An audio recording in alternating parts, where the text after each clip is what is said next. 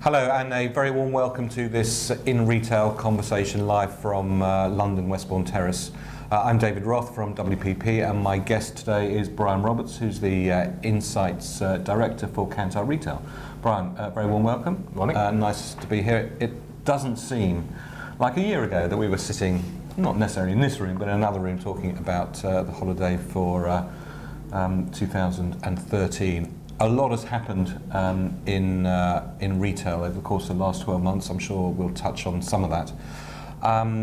But 2014 holiday has been very interesting, and we're going to give you our thoughts and our observations on what we've seen for 2014 and some thoughts and directions for the issues that are going to be facing all of us, retailers, brand owners, communicators, marketeers, for the year ahead. If you've got a question you'd like to ask Bryan or myself, all you need to do is just send me an email, david.roth, R-O-T-H, @wpp.com, and we'll try and answer as many as we can.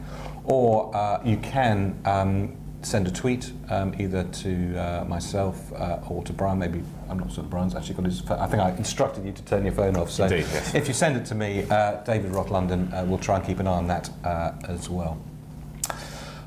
Well, Bryan, I mean, it's been an interesting few months. For some people, the holiday period is a cause literally to pop open the champagne. For others, maybe it's a cause to pop open the champagne in commiserations. And we're going to take a look during the course of the next hour, I suppose, some of the winners and some of the losers as well. For, I mean, some people, it really has been sort of destination Christmas, and I think we're beginning to see even more than last year that sort of polarisation, I think, between those people who've done extremely well and those people who've done poorly. You had a huge disparity this year in terms of those strong performers, often some smaller niche players in non-food categories, admittedly, but some of those sort of premium brands have done incredibly well. So I think yet more sign of polarisation within the market in terms of the middle ground, not necessarily a happy place to be. And that middle ground we're seeing in all types of retail markets, in a sense, sort of having a real tough time in 2014 and presumably for 2015 as well. Yeah, and I think we've seen that across different sectors. I mean, food has been an incredible example of that in terms of the sort of fat middle really suffering at the moment, while obviously the premium end, discount end thriving, and the same to some extent in clothing too. So I think it's noteworthy that the shoppers clearly do have money to spend when they choose to.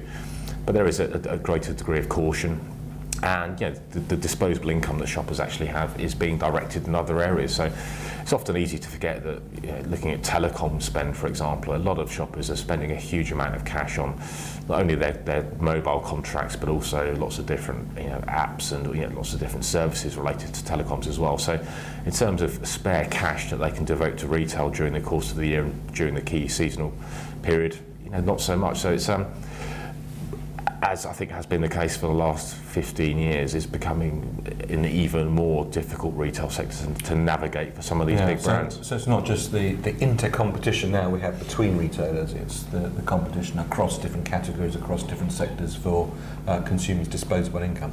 Oh, very much so. So yeah, I mean the competition within the market is absolutely fierce across all sectors. But I think it is worth remembering that disposable income is now being spread across lots and lots of different categories that may not have existed 10, 15 years ago. But so that sort of dilution of spending power is being felt very keenly by the retailers, meaning they're having to work a lot harder just to stand still, really. So I suppose the big question is for many, as reflected by this window in Oxford Street, has this really been the Christmas that they've been dreaming of at all?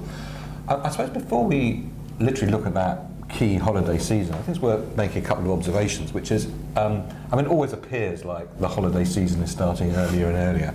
I think what we're now seeing is a different sort of layout of that holiday period, really very much starting with sort of the Halloween period. If not even earlier. I think one of the big trends we're highlighting for brands and retailers to get their heads around for 2020 is the increasing cultural diversity within the marketplace. And it's interesting, really, we've seen lots of retailers, but also a couple of brands sticking a toe in the water when it comes to helping shoppers celebrate Ramadan, for example. So retailers are using that as an excuse to get some of the chocolate tubs in stores as early as August. But at the same time, that dilution of holiday spend across a much longer period has become very, very evident in Christmas over the last 5 or so years. But the fact that there are new, real keystone events in the retail calendar, and we'll talk a bit about Black Friday.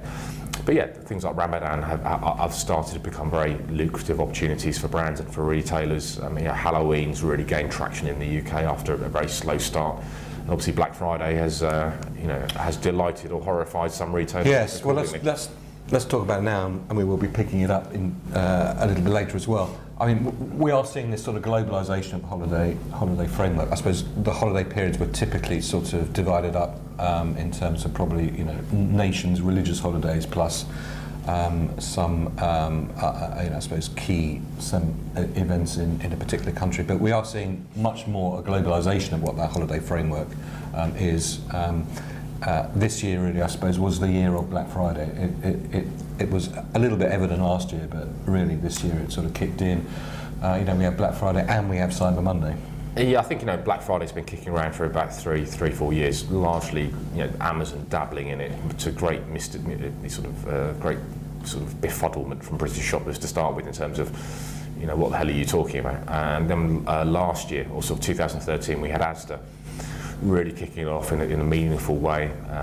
John Lewis Dixon's also started playing in that space as well. But yeah, 2014 was the year it went really mainstream. So all of the supermarkets, most of the supermarkets, playing in quite a significant fashion.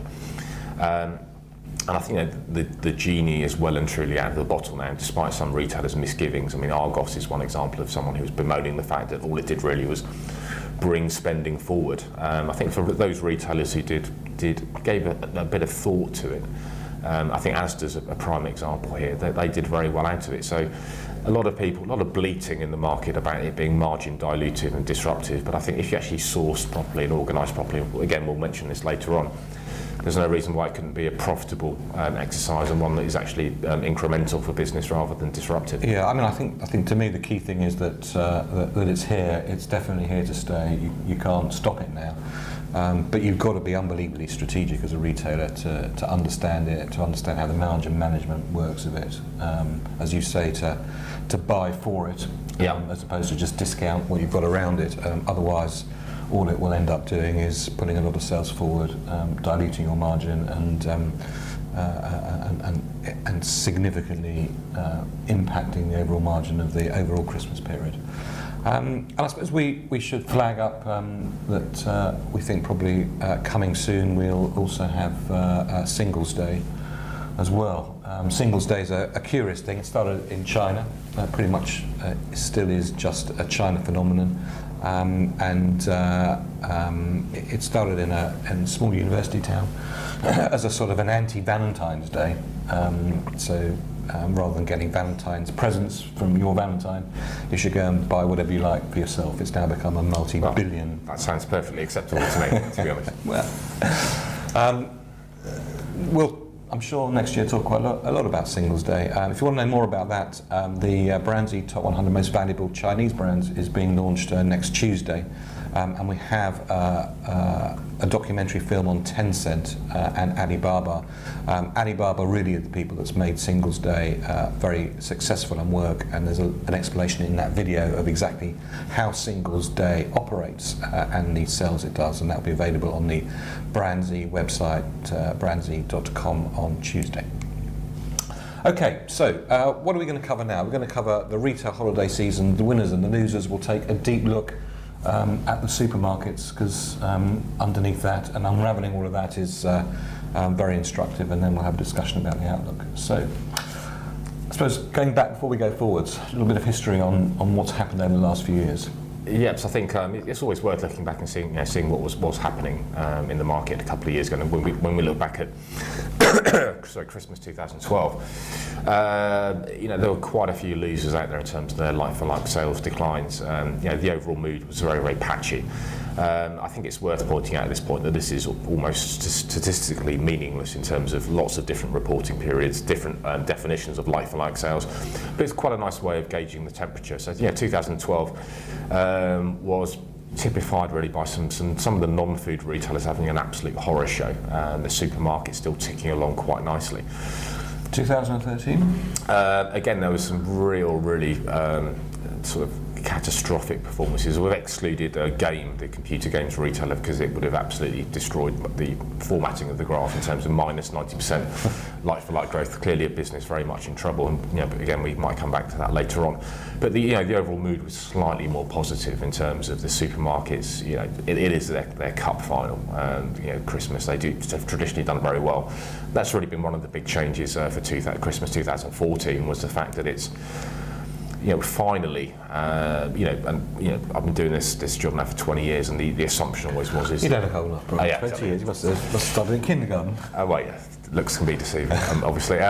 But, that assumption that I've grown up with in the industry is that, supermarkets will always be kind of a very defensive sector, kind of immune from any sort of malaise, has really been debunked this year. We know all of the big four likely to post negative like-for-like sales, and that's the reason we've chosen to focus on supermarkets in our discussion today, is because we are seeing an absolutely seismic change in the market, a real structural change in terms of the industry, in terms of shoppers, and in terms of retailer economics. So, and this is wider than just the Christmas period. Oh yeah, very much so. This is a long-term issue. Heads are rolling across the board, be that Tesco, Morrison's. Well, we've already seen our first CEO leave for 2015 at Morrison's. Dalton Phillips, who, to be honest, I feel for, in terms of a lot of what he's been doing is trying to sort out decades of technological neglect really within the business, and he's brought it into the 21st century with convenience, with online, all that kind of stuff. But the assumption of supermarkets that all you need to do to achieve growth is just turn up is obviously deeply flawed now. They're having to rethink their entire business model, their format strategy, their marketing strategy, pricing strategy, and so on. So it's huge turmoil within the grocery. But if we look at so to quote the Queen, an annus horribilis. Yeah, it's probably the only bit of Latin you'll hear me use ever. But it really has been a dreadful year for the supermarkets, and clearly Tesco's had an absolute nightmare for a number of different reasons. But again, we'll talk a lot more about that later on. But in terms of some of the non-food players, there's some of those small niche retailers that have done pretty well this year. Okay, so LFLs always. The measure the city takes, sometimes a spurious measure, but it is pretty much the currency. So what does that tell us? Like-for-like sales, that's the sales in the same stores year on year. Well, that's the logic anyway. Some retailers are a little bit cheaty, to be honest. They will include things like store extensions. They might stick a bit of online in there as well. So it is a bit of a tenuous measure. It's not without value. It does give us quite a good insight into how shoppers are feeling, how the retailers are performing, and for the Christmas trading period of 2014-15, it's been up. In general terms, like-for-like sales have improved. Again, the caveats about comparability between the different retailers, their trading periods, and how they measure this, but. Overall the mood seems to be improving, and I think there's so a consumer-led recovery. I mean, are you saying that actually we as consumers do feel more confident? We've got more disposable income. We are spending it. We're just spending it in a slightly different way, but we are spending more money now. Yeah, I think the broad economic sort of mood, I think, is definitely brighter than it was last year. I think petrol prices is a great example in terms of when people are leaving the petrol station, suddenly they've got 20, 30, 40 quid extra in their pocket theoretically, and I think that disposable income might well be diverted into retail. There's still some concerns. I mean, job losses, job security, real income or real wage growth is still a concern for lots of people out there in the market. But I think the consumer mood is more buoyant than it was last year. But as we mentioned earlier, there are big decisions about how you choose to spend that money. Is it on holidays? Is it on leisure? Is it on restaurants? Is it on telecoms? I think that disposable income is being spread more thinly, and also savings. We're seeing an uptick in people actually putting money aside for a rainy day. So I think there's still an air of frugality in the market. Shoppers are still being quite mindful about, do I actually need to spend this money on this particular item? And also, as we've seen evidenced by the rapid growth of the discounters within grocery, is there are very few shoppers who wake up in the morning thinking, I would like to spend more money than I need to, and that's actually being borne out in some of the trading results from retailers across the board. Sure. Okay. Footfall. Let's have a little talk about that. It's interesting that footfall over the Christmas period in the UK sort of pretty much fell by about 0.7%. That actually was an improvement on November when it fell about almost 2%. So I think it's difficult to call what's happening in terms of footfall, but there's certainly not lots more customers out there, that's for sure. Yeah, also I think as well, when we do look at measures like footfall over the Christmas period, a lot does depend on timing. So the fact it was kind of a quirky sort of midweek timing, people put off a lot of shopping until the Monday, Tuesday, rather than caning the shopping centres and retail parks over the weekend. Weather comes into play as well, and how that compared to the year before. So yeah, I think again it's a useful indicator, but I'm always quite wary about that in terms of the timing of Christmas and how it plays into other factors and promotional activity within the market as well. Let's take a look at the food sort of sector. As you say, grim. Yes, I mean there's no two ways about it. The first time in my career that all of the major players within the market have reported like-for-like, or we're anticipating Asda will report like-for-like sales decline. And that speaks to a number of different factors, I think. And we've got two figures there for Christmas 2014. One including Fortnum and Mason's, which had ridiculous like-for-like growth, again indicating that premiumisation effect. And then the minus 0.4% excluding Fortnum and Mason, which does show us that there are pockets of growth. So Waitrose had a decent Christmas, but even someone like Booths, which is a kind of the northern version of Waitrose, if you like, fantastic business, reported like-for-like sales declines for the first time in quite a few years this year.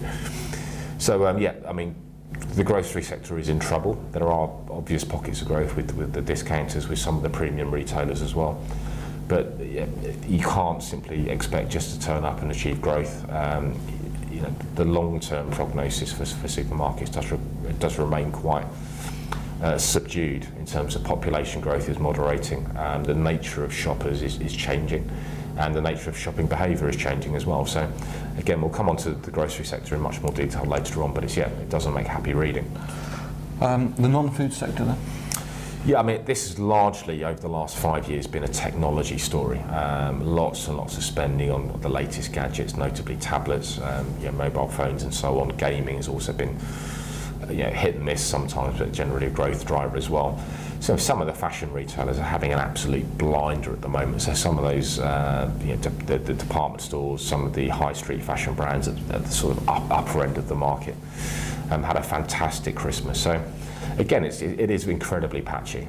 We do have slight concerns remaining about the broader, any sort of sector which is related to the housing market. Because the housing market is, if you exclude London, it's still fairly sort of subdued. It's not that sort of very dynamic aspect to the housing market. So, if you're a home improvement retailer, for example, it's going to be a long, hard slog. But IKEA, interestingly, put out some very strong figures, about 11% like-for-like growth. Across the board, it's generally quite encouraging for specialist non-food retailers. We always have this sort of debate about public companies, private companies, difference between the two. What's your take on some of the results we've seen from some of the private retailers? Yeah, I mean, again, an obvious caveat here, in that private retailers obviously tend to only report good news because they're under no obligation to report anything. So any announcement is generally a positive one. That said, I think what we've seen recently within the retail sector is that listed companies do have this quarterly pressure to impress people or come up with some nice numbers, and yet, for example, that drove a lot of the bad behaviour that we've heard so much about within Tesco, which is being slightly imaginative with how one accounts for certain objects within the P&L section, and the private companies do tend to have a much longer term point of view. They're a bit more philosophical about short-term profitability. They are in it for the long haul, and they have different priorities. And I think a lot more private companies do the right thing for shoppers, whereas arguably lots of some of the listed businesses are a lot more insular and are more concerned about the bottom line than they are about delighting or surprising or retaining shoppers. I mean, it does seem that actually quite a lot more private equity money will be being invested into retail in 2015 and 2016. Yeah, I think one of the probably the high points, not high points necessarily, one of the features of 2014 from the retail point of view was that flurry of flotations we had. So lots and lots of different retailers, be it Pets at Home, Poundland, AO.com, all coming to market. There might be a few more this year. We've heard that DFS might be coming to market in February. So yeah, a lot more of the private equity or generally private businesses coming back on to sort of public ownership. Yeah, it's not by no means a bad thing. It is going to provide some funding for some of those to continue their aggressive expansion. But it's always interesting for me to look at the disparity between family-owned or privately owned businesses and the perhaps more short-term point of view or strategies implemented by some of the listed players. Before we come and talk about, I suppose, who the winners and the losers were, it's interesting to see that sometimes when you see shots like this in store windows, you immediately think actually these guys must be having a really hard time. They're going to heavily discounting just before the Christmas period. But if you plan those promotions well, you buy well, and it's part of a cohesive sort of strategy. When you see something like that, it's not necessarily an indication of Christmas or holiday period failure. It could well be holiday period success, and we'll talk about that in a sec. I suppose a big question that a lot of people have, because Marks and Spencer's, I suppose, was very much the bellwether of UK retailing trading, was Marks and Spencer's, are they this year the magic and the sparkle, or not? And I suppose all will be revealed in a second. Let's take a look at the winners, Bryan. So a fairly short list in the food section there, and M&S just squeaking in with a very narrow like-for-like sales increase over the Christmas period. It's fairly sort of simple to point out that some of these retailers did pretty well because they do have that premium offer. So Waitrose, Fortnum and Mason's clearly catering for people who are still willing to invest in an indulgent Christmas to keep friends and family happy, and that's just yet another symptom of that polarisation going on within the grocery space. In clothing, some of the niche players, some of the not necessarily national brands, but ones who have quite a new approach to their store design, to their merchandising, to their marketing as well, have done pretty well. Ted Baker and Supergroup, had quite a decent Christmas, all told, with strong like-for-like growth as well.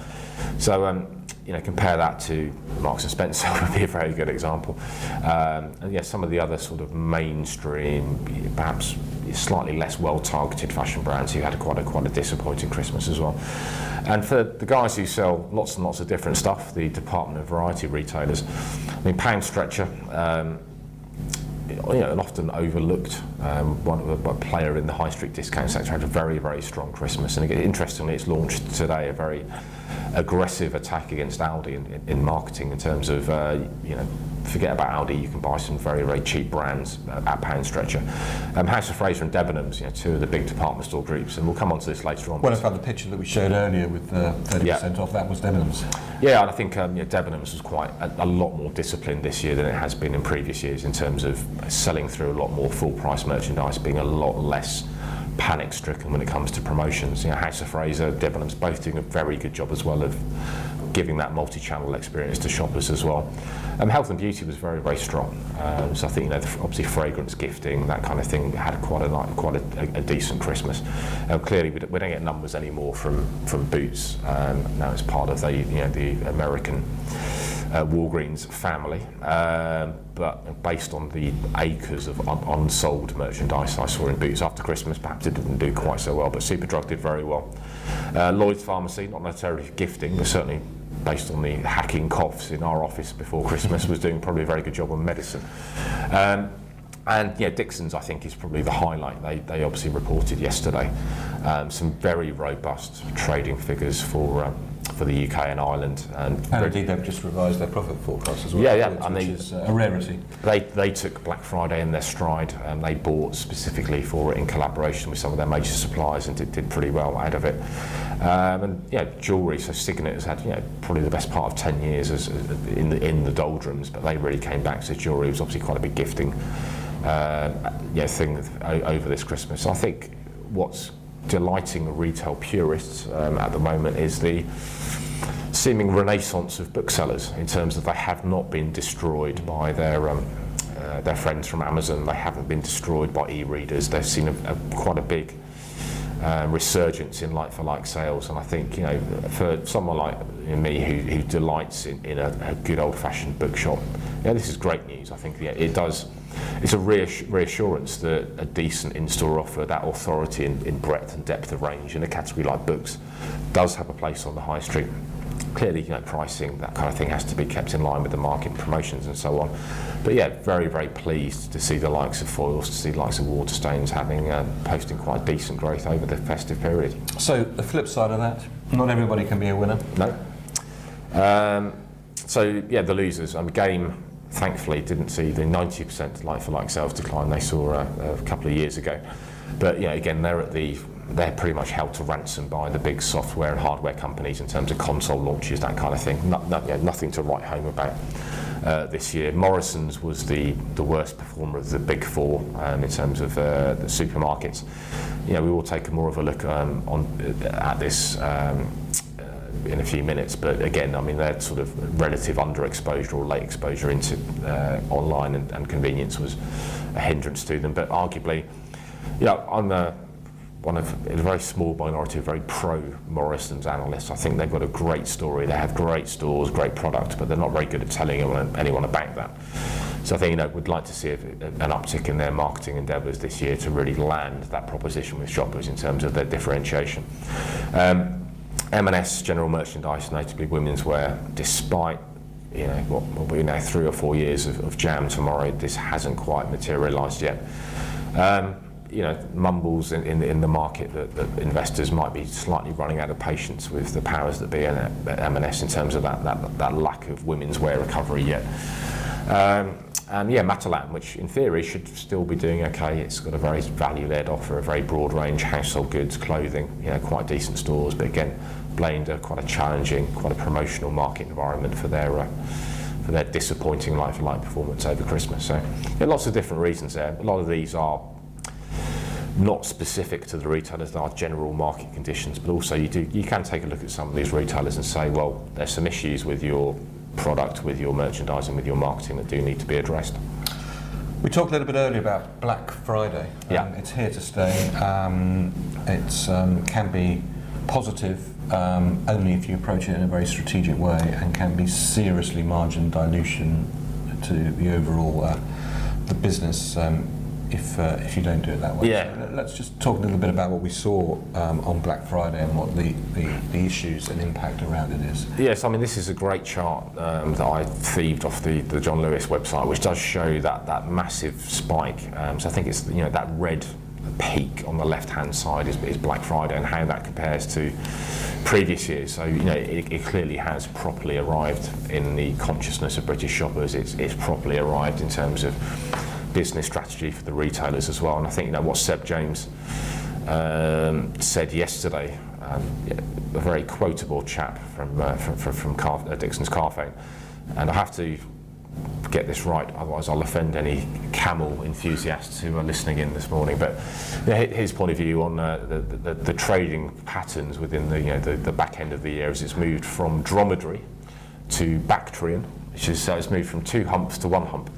And I think that's almost like the Bath-shaped sort of position and the So the fact that a new genre in terminology. Yeah, so I think that there's been a distinct lack of camel-based retail terminology in recent years, and we're getting our way to addressing that now. But this is a big issue, and I think what it does bring to bear is, certainly in this multi-channel environment, is it's a lot about the back end of a business now. It's not necessarily about what products you're selling, what your stores look like, what your TV ads are like. It's about how good are you at logistics, and not just logistics in terms of fulfillment to shoppers, but logistics in terms of getting the products into the stores. Do you have the right staffing levels? Do you have safeguards in place to ensure that shoppers are going to be safe in your stores? And I think that some retailers, a big supermarket notable among them, has learned some very harsh lessons this year about the logistics of actively encouraging hundreds of very, very enthusiastic bargain hunters to your stores in the middle of the night. So it comes at a cost. Yes, and I mean, just done some numbers. So Black Friday pretty much this year was 4 times the level that it was in the previous year. Yeah, and I think So I mean, those sort of volumes that you have to cope with, unless you're logistically set up for all of that, are phenomenally challenging. And also saw a massive surge of sales online in the middle of the night. Yeah, and there was, social media was awash with screen grabs of 40-minute waiting times to get into certain websites. Other retailers, their websites simply fell over. And I think, in this day and age, it's simply not good enough. If you are going to be positioning yourself as a genuine multi-channel retailer, if your website falls over at key trading periods like Black Friday, not good enough. If your fulfillment capability for shoppers or your logistics partners' fulfillment capabilities fall over at these key trading periods, those shoppers won't be coming back. So I think. But I suppose, there really is that whole sort of conundrum in a sense, because to gear up your entire business for those sort of massive one-off peaks, maybe two-off peaks in that sort of season, puts such a phenomenal strain on your infrastructure. With the best will in the world. Equally, it puts a phenomenal strain on all your partners and distributors, etc., who are also having to manage Black Fridays for lots of their other customers as well. And you almost set yourself up to fail from a customer satisfaction perspective. The lesson for me on all this is you've really got to start planning Black Friday now.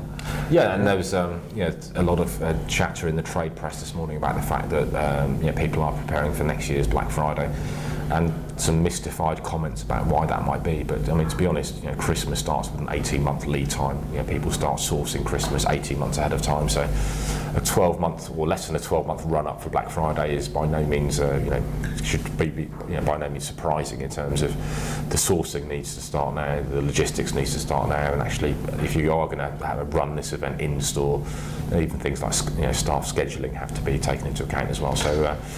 Clearly. And I think we sort of saw quite an interesting sort of pattern. If you just look at the digital devices that consumers were using during the course of Black Friday, it started off, at midnight, pretty much on people's sort of mobiles. It then sort of went mid-morning into sort of people's desktops when they were at home, and then in the afternoon it switched very much into sort of third screen sort of tablets and mobiles as well. So I think we're also seeing a different sort of pattern in the way that consumers are mixing their sort of online and offline, and the devices that they're also using during different times of the day. Yeah, totally, and I think it's that concept of always-on shoppers, and I think that is definitely here to stay. And also, I think what it means for brands and branded suppliers, and also for retailers, is really bearing in mind that regardless of how something is bought, there is likely to be 100% digital impact on people's thought processes, people's decision making. And really what we're encouraging some of our clients to think about isn't just shopper marketing, it's actually decision marketing. These decisions, these thought processes are being made on different devices at different times of day, and getting increasingly further and further away from the shelf, debunking that old chestnut of 70% decisions are made at shelf. If that ever was true, which is debatable, it really is not true anymore. And that digital mindset, that digital impact, I think it should be top of mind for any brand, any retailer, because shoppers are always on, they're always thinking about things, they're always comparing, and retailers need to bear that in mind when it comes to certainly these big trading periods like Black Friday and Christmas. And interesting, a spurious fact for you, Bryan, that the highest density of sales for Black Friday in the UK was, any idea? No. Surprisingly Birmingham. Oh.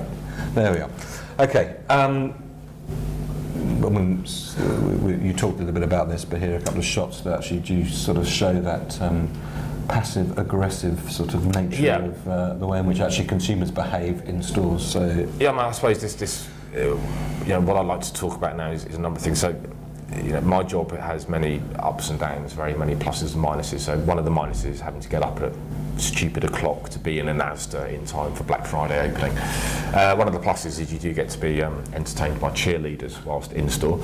But I think one of the points here is that a lot of the people complaining about Black Friday, a lot of the retailers complaining about Black Friday, are the ones that were very, very passive. They were very reactive and had to match prices with other retailers, match promotions with other retailers, were selling through existing stock at much lower margins. There was some dreadful stuff going on at the high street.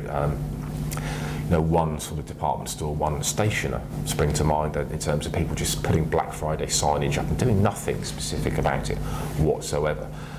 Whereas Asda, Dixons were buying specifically. This was stuff that would have been profitable because it was sourced, in Asda's case, through its parent company, Walmart. It was getting tons of people into the stores who might not necessarily have been there anyway. I don't suppose if anybody understands Black Friday yeah, around the world, totally. It's Walmart. Yeah, and they were, I have no doubt that for Asda this was incremental business and also profitable business. The other guys who were just reacting to what everyone else was doing in the market, this will have hurt their margins, it will have disrupted their business. So that sort of passive, are you just going to be a passive participant or are you going to be an aggressive participant and actually buy specifically for this? So what are you saying, Bryan? That to make Black Friday success, you've got to be an aggressive Black Friday participant. I like what Asda achieved, which was it was in store only. There was no promises to price match anyone else. A lot of this was unique merchandise that you can't buy at any other time of year in Asda. It was sourced in collaboration with its parent company, so the margins would have been quite decent. Other people, when it was online, it was both online and in store.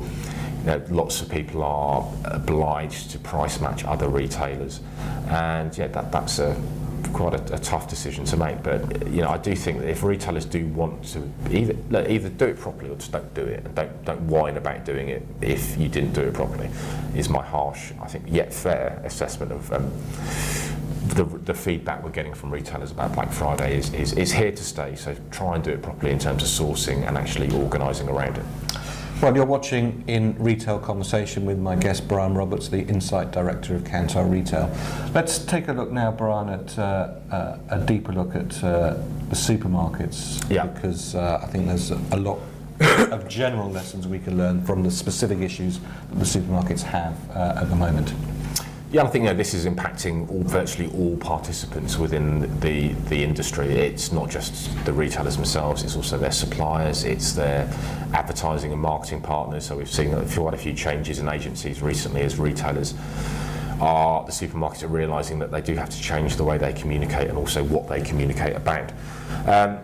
This is a slide we used last year, and I think it's always worth exhuming because it's I think a universal truth in terms of what shoppers want, and it always upsets me that retailers, rather than communicating around the other attributes of value around we can save you time or we can make life easier for you, it's always a constant broadcast about 20p off toilet paper. And I think when we look at the broader definition of value, this we'll come back onto this later on, but one of my bugbears about the supermarkets is ranging. You go into Aldi, there's one type of ketchup, easy. You go into Tesco, there might be 36 types of ketchup, 9 different brands, 14 different formats, pack sizes, blah blah blah blah, and it's just very, very confusing. And we'll come on to this later on, but the more that suppliers and retailers realise they need to work together, not just to make things cheaper, but to make things easier and quicker, the industry will be in a much better place. Okay. Delivering value. Yeah, and this is, I think,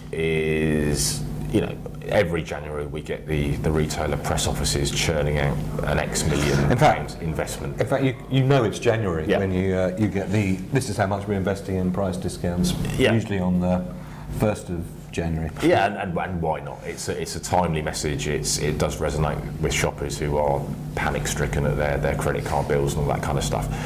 That said, I think what we're seeing this time around is actually a bit more of a tangible change in the approach. So it's not just about short-term supplier-funded promotions. A lot of these changes we can see on screen now are retailers taking a margin hit by actually investing margin in delivering longer-term price reductions on branded and private label items. But surely these are, at least in part, being passed down the supply chain. Well, I mean, we're certainly led to believe, and based on conversations I've had with both suppliers and retailers, a lot of this is actually the retailers putting their own margin into this. It's long-term reductions. It's, I think, really signalling a change in mood away from that high-low promotional approach, which is largely funded by suppliers, to more of a, I hesitate to use everyday low prices because it's virtually a meaningless term in terms of, very few retailers genuinely do this. But there is that sense that we are moving away from the very disruptive and turbulent approach to promotions, more of a longer term, sustainable, for both suppliers and retailers approach to delivering lower prices across a broader array of products. And this requires, in a sense, a different approach, doesn't it? So yeah, because everyone in the market is addicted to promotions, including ourselves as shoppers. And you know, I can't remember the last time I bought things like cheddar cheese or dishwasher tablets at full price. I have zero brand loyalty. I walk into the store, which dishwasher tablet is on half price or buy one get one free, I'll have that one, walk out, thank you. Now that's caused the supplier lots of turbulence, it's caused the retailer lots of disruption in terms of changing around end caps once a week, changing 3,500 price labels every week. It's cost the suppliers in terms of the money they put into that promotion. And it's a mutual conspiracy between retailer, supplier and shopper to destroy value within the entire chain. And I think that weaning process. So everyone keeps going, oh, it's poor suppliers, the victims. Nonsense. They're the ones who are trying to buy market share short term. They're the ones who are KPI'd on market share. The retailers are KPI'd, as we've heard. We saw in Panorama, was it this week? The buyers are KPI'd on getting cash out of suppliers. They're not KPI'd on making things nice or better or easier for the shopper. Yes, and if anybody didn't see that Panorama documentary, I imagine it's still on the BBC iPlayer. It's definitely worthwhile seeing. Yeah, and I think it was quite a nice indicator or reflection of the fact that while the vast swathes of the public assume that retailers make money when they sell you something, that is very much not the case, and that they make most of the money when they buy something. So, and hence the behaviour we see from both retailers and brand owners at the moment. So yeah, I mean, we have to wean the buyers off the cash. We have to wean the suppliers off this very short-term buying market share approach. And as shoppers, we perhaps might have to do with fewer promotions, perhaps fewer, deeper, longer-term promotions, and perhaps try and either shop around or benefit from a more of a moderate, lower price approach from most of the big retailers. Quite a structural change, if that's going to happen. It really is, and I think lots of people are going to have to unlearn some bad habits, and largely the retailers and suppliers. And I think shoppers might have to, when it's always interesting to me that Walmart, when it acquires a business, so Brazil would be a good example, it acquired a few businesses, and they'll move immediately from high-low promotions to EDLP, or they certainly do once they put the correct efficiencies and back office stuff in place. And their estimate is it takes around 18 months for shoppers to get out of the habit of buying stuff on deal or buying stuff that's in the circular to actually appreciating the concept and the value offered by EDLP. So this isn't going to be a painless experience if indeed this is what we're seeing, that move towards more of an EDLP approach from retailers. But we shall see. We've had ever-increasing larger stores, ever-increasing ranges, ever-increasing choice within ranges, multiplicity of pack sizes, variants, etc. That sort of stopped really now, hasn't it? Yeah, and again, I mean, I have my favourite examples, and my favourite example in this case is something like the air freshener category, where you can go into a large Tesco, a large whatever, Asda, and you're confronted with 3 or 4 or 5 bays of different air freshening products, be it candles, things with propellers in, things that light up, things that make noises, different sprays, and it's just, really, do we really need that level? Think about it from the shop floor point of view. They're very fiddly things to replenish. It's too much stuff, and all of that hasn't been driven by a genuine collaboration between retailer and supplier to surprise and delight and satisfy consumer need states. It's all been done because of slotting fees. It's all been done because suppliers want to be seen to be bringing NPD to the market. And it's just an absolute horror show when you actually try and shop these categories. I'm not picking on the air care category. You go to pretty much most categories and you can see the same thing. So I think what we are going to see this year is a lot of stripping away of some of that fat, some of those slower moving SKUs. Retailers have to be very careful about this because a lot of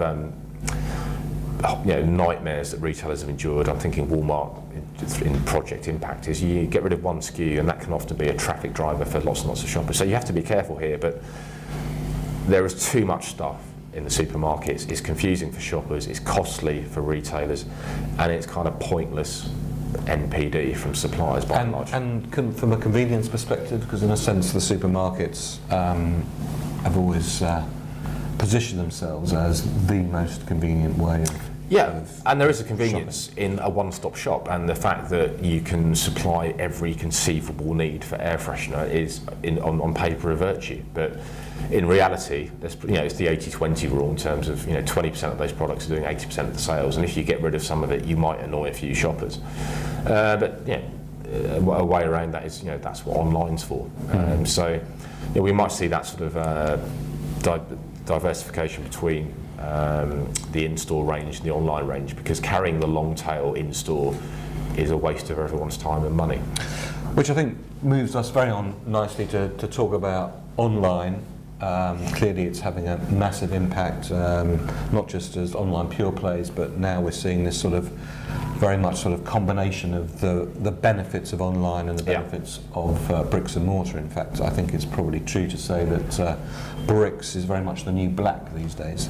How are these two working together, and what are we seeing, what implications, what do we think is going to happen in 2015 in this area as well? Yeah, I think the first point here is that I think there's only two retailers who've explicitly come out and said, actually it might be three, that we make money out of this. Some other supermarkets have been quite reticent about mentioning profitability. So regardless of if it is profitable or not, the fact of the matter is it is the least profitable part of any supermarket's business. So for us, the only way that it's going to work longer term in terms of being economically viable for supermarkets is through click and collect. On the flip side, for me, that's probably the most genuinely convenient way of online grocery from a shopper's point of view as well. So, for the majority of shoppers, it's unbelievably inconvenient for somebody to tip up at their door 9 times out of 10 when they're out to try and deliver a package that they want reasonably urgently. Yeah, I mean, equally for groceries. So I think what we are going to see this year is an ongoing focus on click and collect. I mean, Tesco and Asda have gone crazy for this already in terms of at store, tube stations, you name it. But click and collect, is really going to be the future for multi-channel, because it's the only way that retailers might conceivably make any money, and it's the only way that fulfillment is genuinely convenient. And I think, interestingly, what we might start seeing more of this year is employers getting increasingly annoyed about being the last mile fulfillment providers for e-commerce.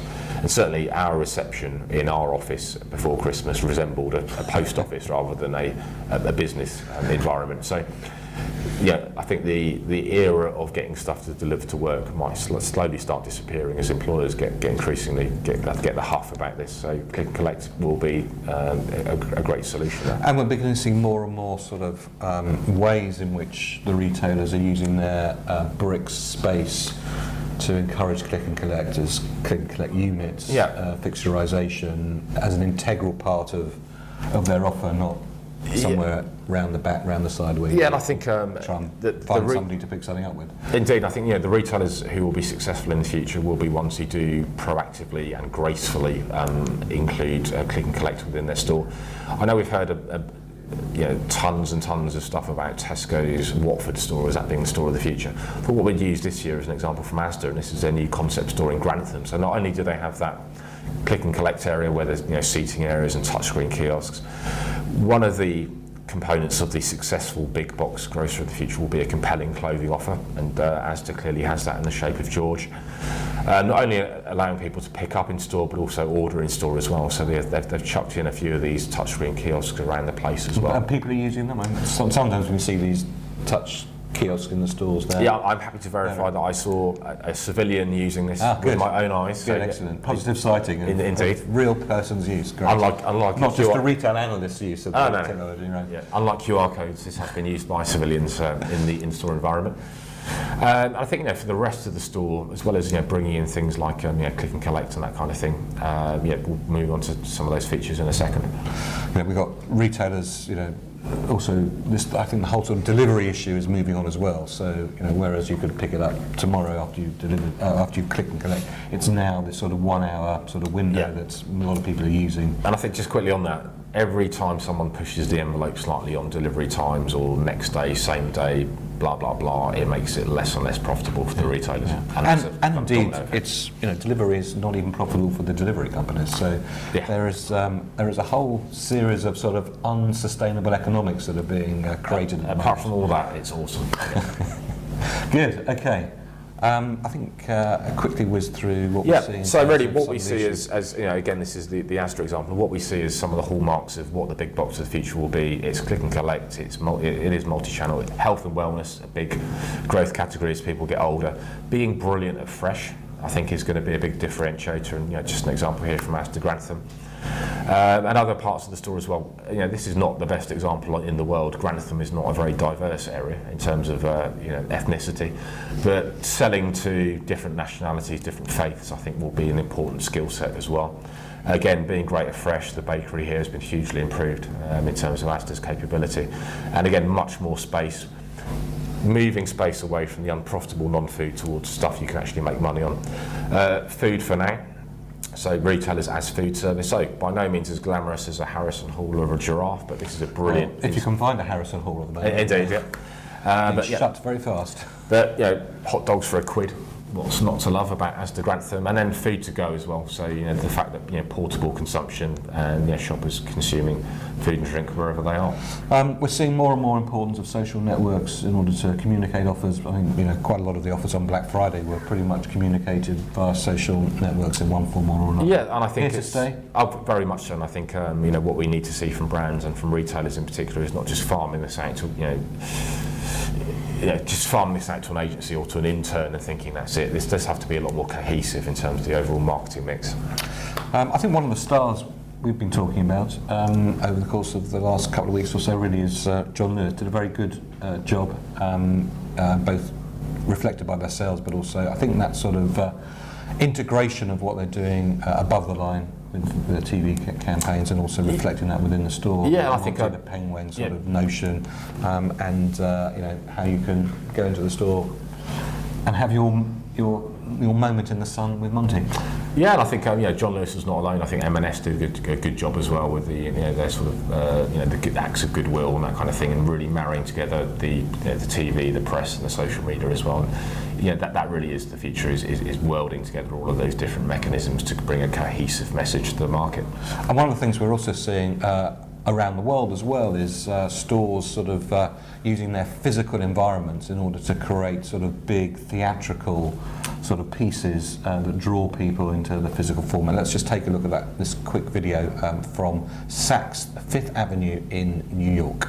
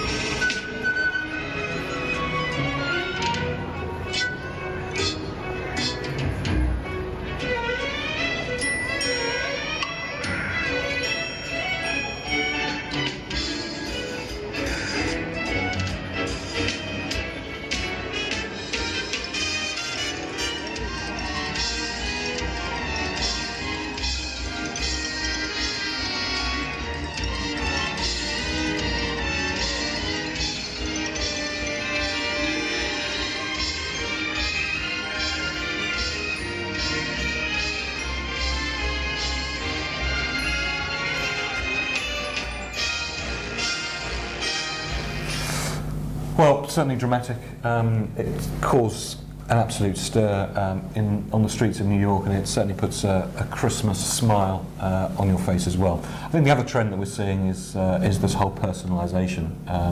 More and more things, for the customer of one. Example, actually, this was in Selfridges this year, where you could actually get your own personalised jar of Nutella. Huge, great big queues, massive sort of margin benefits to the store as well. Okay, a quick whiz through our view of 2015. What do you think that all means for 2014? What do you think that all means for 2015, Bryan? Some of it will just be more of the same, which is a lot of retailers grappling with how you actually make multi-channel not only a benefit to shoppers but also a benefit to the bottom line. So I think there's a lot of retailers out there who are still trying to come to they've got the realisation that rather than being a hindrance, their stores are an asset, and a good retailer will use that asset very well in terms of service, merchandising, that kind of thing. Then making that work and speak to the other channels that you might be using, be that online or mobile, that kind of thing. Now, that will continue to vex retailers, I think, in terms of how do you do all this stuff in the face of increasingly demanding shoppers who want same day or next day delivery or in-store pickup, and how do you do that profitably? Because there's no doubt at the moment that all of the advances in multi-channel in general terms are making retailers less profitable, certainly those parts of the businesses less profitable. And what do we see of the outlook of the supplier-retailer relationship? What's in store for 2015-16, really? It has to be less adversarial, undoubtedly. I think the retailers have been caught out. I think that the public awareness of the somewhat imbalanced relationship between retailer and supplier, certainly in grocery, but we've heard as well lots of other non-food retailers, including some of the department stores, who've been playing pretty fast and loose with payment terms or asking for contributions, for investment. So, retailers, I don't think they have to be seen to be better behaved, but they also actually do genuinely have to be better behaved, because in this era of transparency and social media, the retailers get an absolute kicking if they're seen to be doing the wrong thing. So there will be, I think, a bit more collaboration. There'll be a lot more, I think, rebasing of KPIs and objectives. One of my constant refrains is, market share is not an objective, or it shouldn't be an objective. It's an outcome of doing the right thing for the shopper.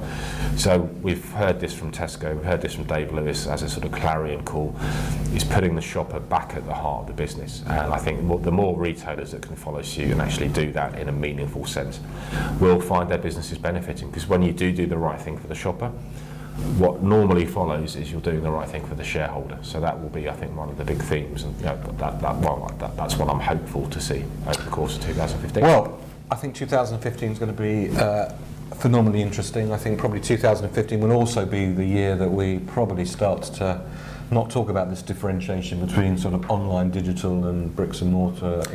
Online digital is going to be an integral part of retailing. It's what retailing is. Yep. We have put together a whole series of holiday communications, ads, in-store experiences with the help of WPP colleagues from around the world. This will be coming out mid-February, but you can get a sneak preview of that in the US and the UK, have a look at what people have been up to.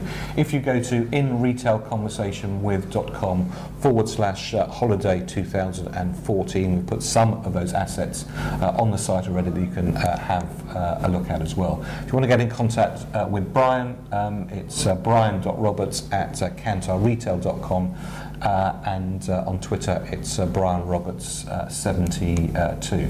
Thank you very much indeed for joining us. If you want to get in contact with me, it's David.Roth or droth@wpp.com or David Roth London on Twitter. Just one final thought, which is one of the intriguing things that I saw was that in terms of sectors that had done unbelievably well over Christmas was actually the vinyl record sector, which has had its best Christmas for almost 14 years. And the thing that was driving that was the re-release of vinyl for the classic rock brands, which made me think of my favourite classic rock brand, and Stairway to Heaven, which made me think about Rodney Fitch. Sadly, Rodney Fitch passed away just before Christmas. Rodney really was the creator of modern day sort of retail design. Clearly a massive figure in retail thought and WPP.